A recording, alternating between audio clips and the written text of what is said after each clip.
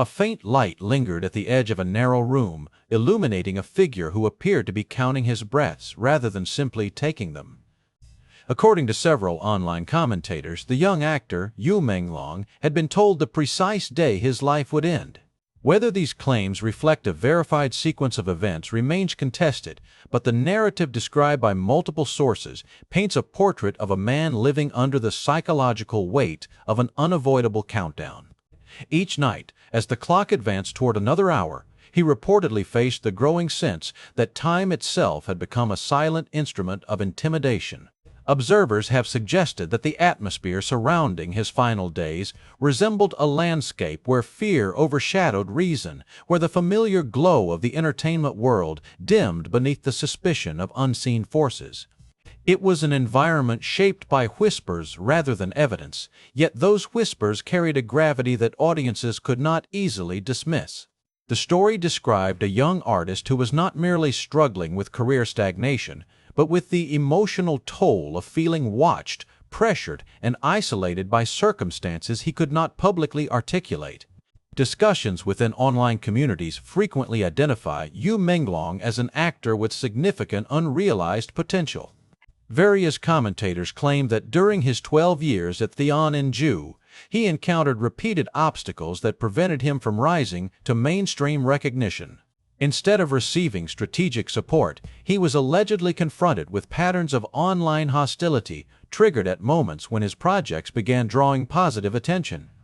These patterns, described by individuals who claimed to have insider knowledge, raised questions about whether his career challenges reflected mismanagement, intentional suppression, or a broader structural issue within the industry. The narrative intensified when commentator Menglong presented what he stated were new revelations, allegedly sourced from an anonymous insider. This source claimed that before his death, the actor had been informed of a predetermined timeline, transforming his final period into a psychological ordeal. These statements remain unverified, yet they contribute to the broader perception that his final days were marked by a sense of dread. The insider's account asserted that a final directive had been issued from an unspecified authority, setting into motion a sequence of events that reportedly left him with no path of escape. The emotional core of this chapter does not lie in the sensationalism of the claims, but in the portrait of a man navigating profound loneliness. The description suggests that he attempted to preserve dignity in the face of fear, maintaining awareness of the forces surrounding him while struggling to protect what remained of his personal agency. His silence, as interpreted by observers, reflected not surrender, but the heavy weight of circumstances he may have felt powerless to confront. The story of Yu Menglong, as circulated across platforms, ultimately serves as the first thread in a much larger tapestry of allegations, speculation, and unanswered questions. It opens the door to a wider narrative in which personal tragedy appears intertwined with institutional structures, public narratives, and competing interests that extend far beyond the life of a single actor. But behind the outward glamour and the many public explanations, what mechanisms are truly driving this crisis? We will analyze every detail, from the initial missteps to the irreversible consequences, to understand how this system functions and how an individual's fate can be reshaped by forces that remain largely unseen. The trajectory of Yu Menglongs, 12 years at Thionju, has often been described by commentators as a paradox. On the surface, he possessed the elements commonly associated with ascendance in the entertainment industry: visibility, talent, and an audience willing to support him. Yet according to several informal analyses circulating online, every moment that seemed poised to advance his career was abruptly interrupted by unexpected waves of online hostility. These interruptions did not appear random to observers. They emerged at precisely the points when his visibility increased, forming a pattern that raised fundamental questions about the environment in which he worked. According to a user known as Papara, who claimed familiarity with industry operations, the company allegedly restricted his upward mobility rather than encouraging it. This statement suggests that opportunities that could have propelled him to higher recognition were systematically stalled. Online analysts have pointed to multiple instances where positive attention surrounding his film projects was reportedly followed by sudden, coordinated criticism. These sequences generated speculation regarding whether they were coincidental fluctuations in public opinion or indications of internal conflicts that never surfaced publicly. Observers who reviewed Papara's claims noted the emotional weight embedded in the phrasing used. That company never allowed him to shine. Although these words remain unverified, they reflect a perception shared by individuals who believe that his difficulties stemmed not from lack of ability, but from structural resistance. The broader narrative that formed around him portrays an actor struggling not only with the competitive nature of the industry, but with an environment that may have withheld the support typically required for sustainable growth. It was within this emotionally charged atmosphere that the story took a more unsettling turn.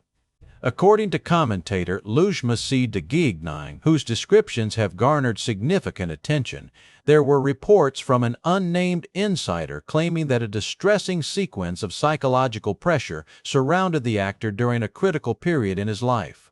The source asserted that Yu Menglong had been informed in advance of the moment his life would allegedly be taken, transforming his final days into a countdown that he could not alter or escape. While these claims have not been substantiated by official records, the psychological implications described by the insider have drawn widespread attention. The narrative depicts a young man attempting to preserve composure while being confronted with an escalating sequence of threats. The insider claimed that each step was communicated to him beforehand, creating what some observers call an atmosphere of ritualistic intimidation rather than spontaneous aggression. Descriptions provided by online communities suggest that the actor began to modify his routines under intense emotional strain. He reportedly avoided food in the belief that shortening his physical endurance might reduce the duration of suffering. He allegedly stayed awake for prolonged periods to prevent situations in which he might be humiliated or caught off guard. Although these details remain unverified, they illustrate the sense of overwhelming fear and isolation conveyed by individuals discussing his case. At the center of this phase of the narrative stands a figure described by several sources as having a square face and shifting eyes. This individual, identified in various posts as Tri-NH Kine, is portrayed as someone with influence in the industry and a reputation for predatory behavior. Online commentators claim that his interactions with the actor were coercive and that Yu Menglong resisted these pressures. This resistance, according to the narrative, precipitated an escalation of hostility. It is within this context that another layer of the story emerged, the existence of a USB device allegedly containing information related to financial irregularities, including claims about money laundering and weapons transactions. Again, none of these allegations have been confirmed, yet the narrative suggests that the actor discovered information that placed him at greater risk. Sources claim that he retained the USB to protect himself, believing that the possession of sensitive data could serve as a safeguard if threats became more severe. According to the storyline shared across social media, when the square-faced individual became aware that the actor had discovered these materials, he reportedly notified an unspecified higher authority. This moment is described by commentators as the decisive turning point, the instant when interpersonal conflict transformed into something larger and more systemic. Several discussions propose that a directive was issued after this notification, though no documentation has been publicly presented to validate this assertion. Once this alleged directive was set into motion, the group surrounding the actor reportedly acted with greater boldness. Several narratives describe a shift from covert manipulation to overt psychological pressure. The individuals involved, according to claims made online, behaved as though shielded from accountability. This transition strengthened the perception among observers that the events surrounding the actor were no longer isolated acts, but part of an organized structure that operated beyond the reach of industry norms. The emotional through-line of this period focuses not on the sensational nature of the claims, but on the isolation that the actor reportedly endured. Observers have emphasized the quietness of his struggle, suggesting that he attempted to navigate fear without the ability to speak openly. The unverified accounts of his final weeks portray a man attempting to maintain dignity while grappling with forces he could neither influence nor escape. These descriptions form the core of the root cause analysis surrounding his experience, a combination of career stagnation, interpersonal conflict, alleged coercion, and a backdrop of systemic pressure that, according to online sources, continued to intensify.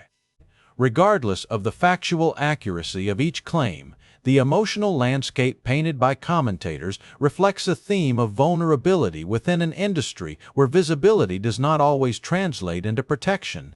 This is the foundation upon which the rest of the narrative is built.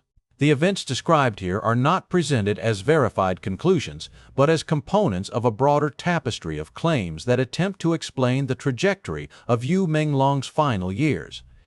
This chapter closes with the recognition that the personal struggle attributed to him by various sources was only the beginning of a much larger story, one that would soon expand into discussions about systemic structures, institutional influence, and additional cases that seem to echo similar patterns. After the alleged notification to a higher authority, the behavior of the individuals surrounding Yu Menglong reportedly shifted in tone and intensity. According to several online accounts, the group no longer concealed its actions behind subtle implications. Instead, observers describe a sudden boldness, a sense that those involved believed they had acquired protection from consequences. Whether this perception reflects reality or fear amplified through distress, the narrative asserts that the environment around the actor became increasingly oppressive. Claims circulated that a woman, described as someone who appeared sympathetic and harmless, approached him under the guise of neighborly concern. She reportedly offered help, understanding, and companionship during moments when he appeared most vulnerable. Observers of these discussions emphasize the emotional strategy inherent in such approaches, the creation of trust through warmth, followed by its exploitation. Although none of these interactions have been independently verified, the storyline suggests that her presence served as an entry point into a network that the actor did not initially recognize as threatening. According to several posts, this woman later invited him into what was described as a private group chat. The stated purpose appeared benign, yet once inside, the actor allegedly discovered that the conversation centered on discussions about him. Commentators claim that the messages revealed step-by-step planning, describing actions intended to intimidate or psychologically destabilize him. These claims, presented without official confirmation, nonetheless contributed to the perception that the actor had unintentionally stepped into a coordinated environment rather than an isolated incident. Within this group, one figure reportedly stood out, an individual said to have lived abroad. According to the narrative reported by Lycée de Geek, S.O. de Geek, this person allegedly proposed the idea of informing the actor of the exact date of his anticipated death.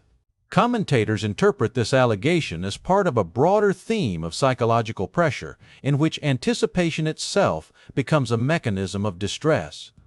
The suggestion that someone would disclose such information in advance added to the intensity of public discussion, raising concerns about the emotional burden placed upon the actor, irrespective of whether these claims can be validated.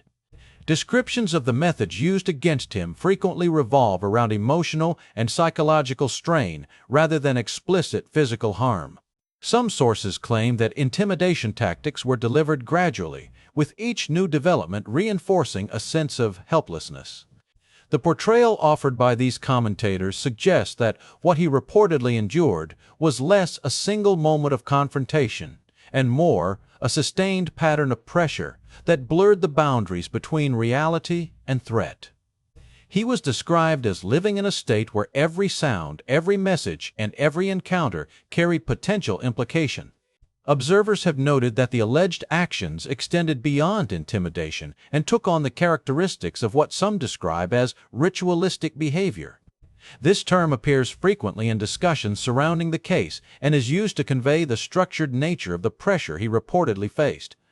Instead of spontaneous acts, the narrative depicts a sequence with defined steps, each more severe than the last. Whether this reflects actual organization or a retrospective interpretation formed by those reconstructing the events, the cumulative effect remains the same, a sense that the situation had evolved into something systemic. The online discourse widened further when names linked to larger political families began to circulate. Claims emerged suggesting that individuals such as Ke Quang Quang, also referred to as Leek Min, and members of the Thay Thi family might have held indirect roles. Additionally, a figure named Tu An Kiej appeared in discussions, with some commenters alleging distant ties to influential political leadership. These references, continuously repeated across various platforms, amplified speculation about the reach of the network allegedly involved. However, it is important to note that these connections remain speculative and have not been supported by verifiable public documentation. Commentators highlighted patterns in the narrative surrounding both individuals, suggesting a resemblance in the psychological environments described, sudden emotional decline, unusual circumstances, and what some analysts interpret as an absence of transparency. The comparison deepened public concern and contributed to a belief that these events might reflect a broader pattern rather than isolated tragedies. The accumulation of allegations created an expanding media avalanche. Discussions proliferated across forums, social platforms, and commentary channels. Each retelling added new layers of interpretation, transforming the narrative into a complex web of claims, counterclaims, and unanswered questions.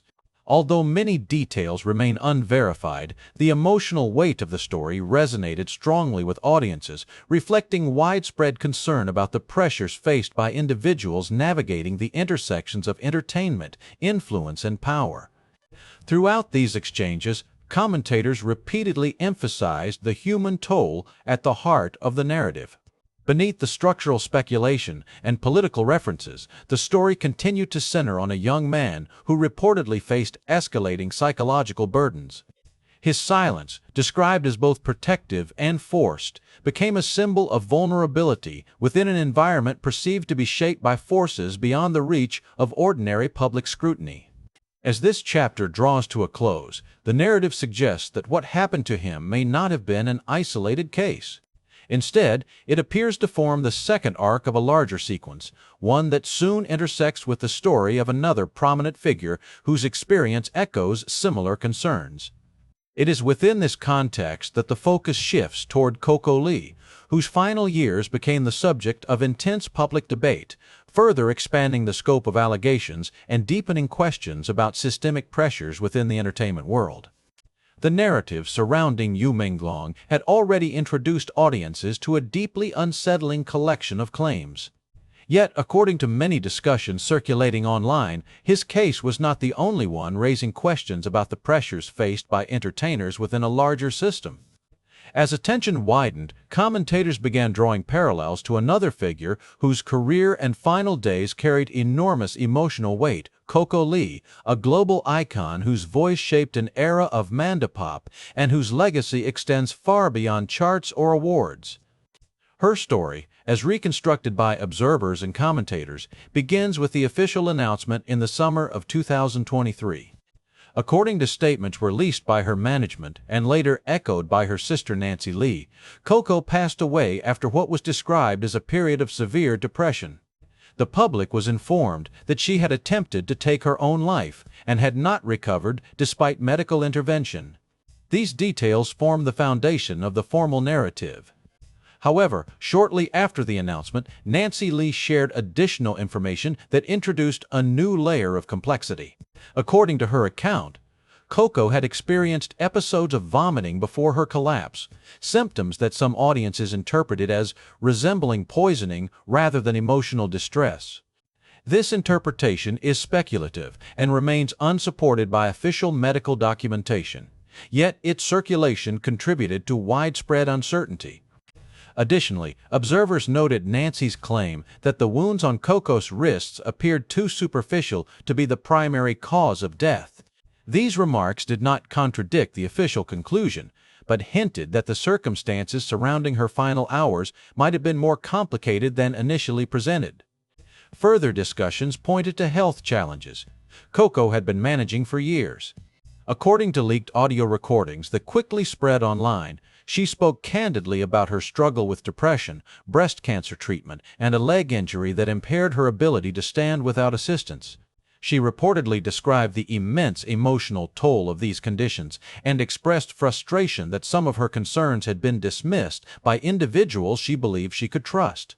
In the recordings, she allegedly recalled efforts to ensure fairness and transparency within her professional environment, only to be told that certain topics were not permitted to be raised publicly. These remarks directed attention toward her involvement with The Voice of China, a major talent program produced by CMC and Star China Media. Commentators pointed to a series of events during her participation in 2022, particularly a duet performance with contestant Vo King Drake Bae-Ing Drake. According to accounts shared by Vaik Inge after her passing, he and Coco had arranged for him to support her physically as she walked on stage due to her injury.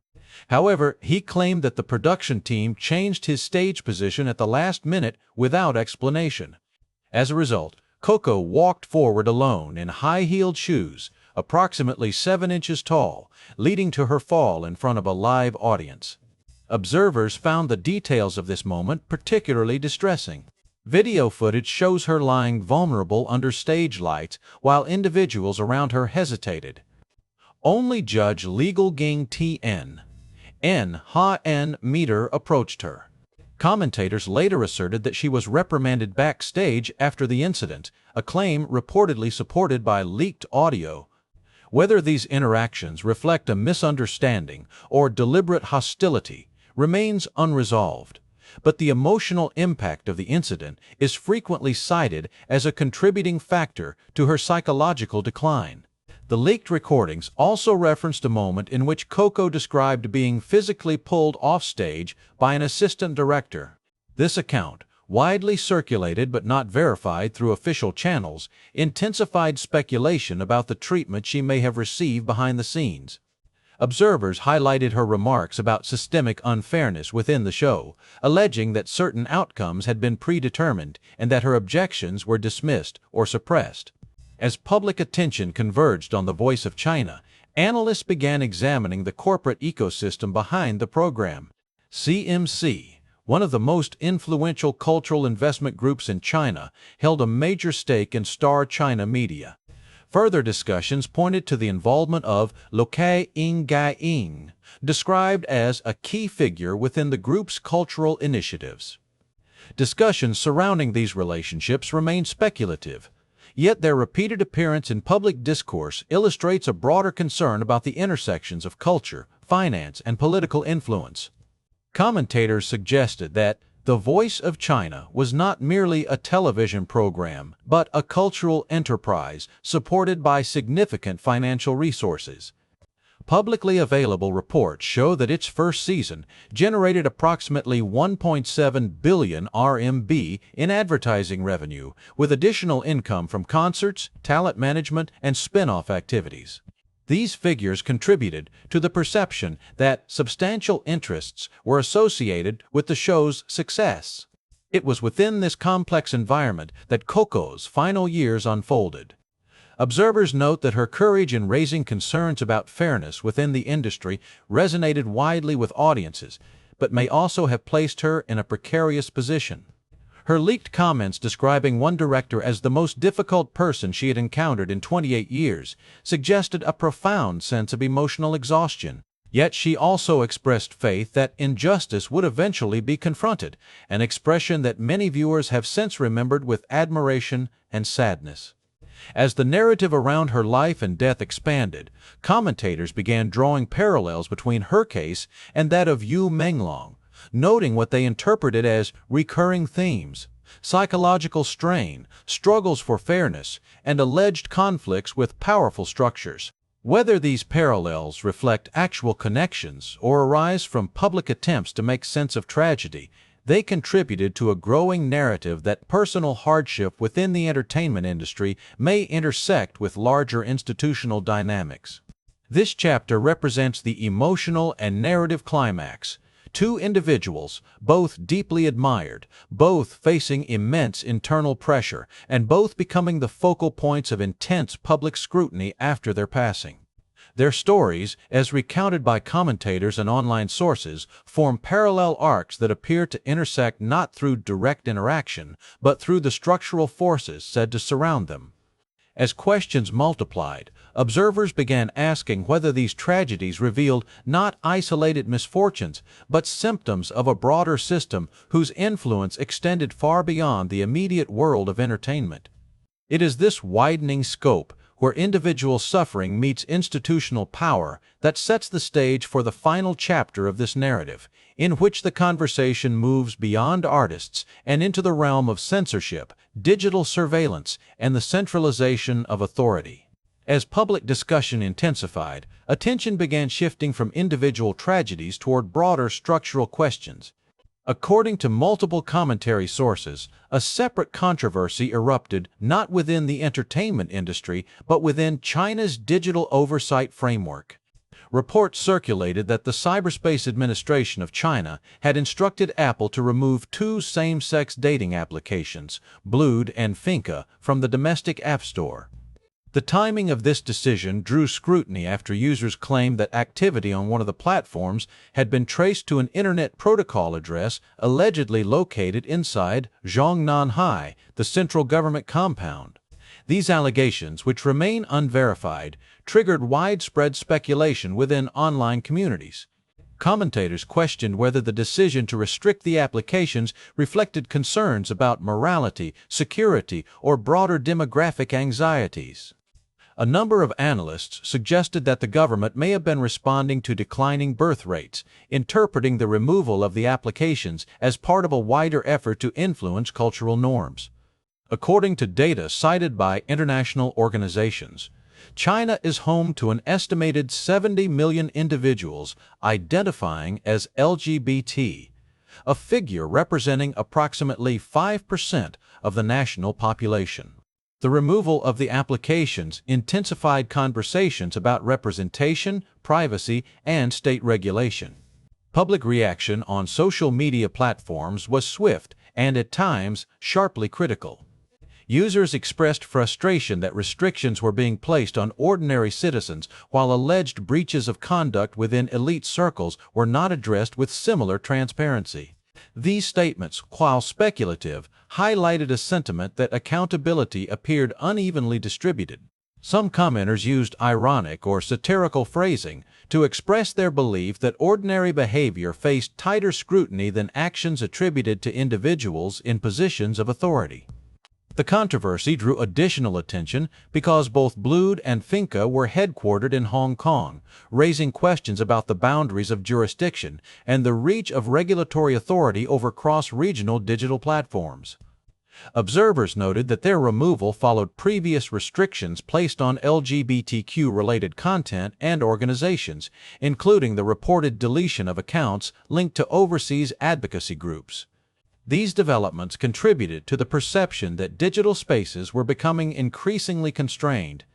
As these discussions expanded, commentators began connecting the digital restrictions to the earlier tragedies involving Yu Menglong and Coco Lee.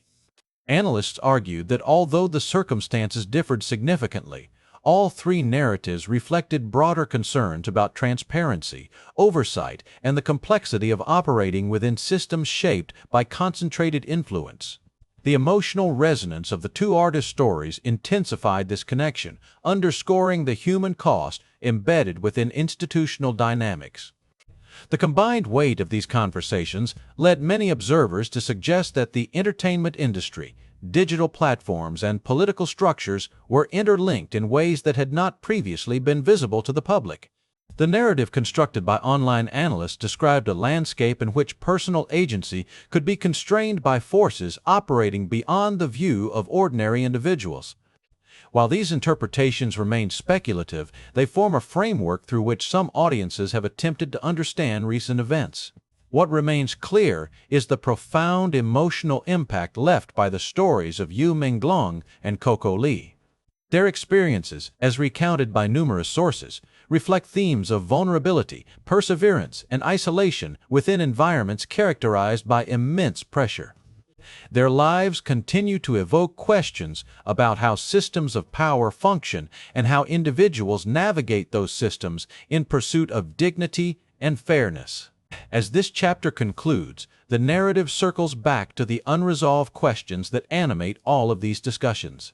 Analysts argue that many details remain unclear and that the full scope of the structural dynamics involved has yet to emerge. The public, having witnessed these overlapping controversies, remains attentive to new information that may reshape their understanding of these events. And according to several commentators, another revelation, one said to be even more destabilizing, is already approaching.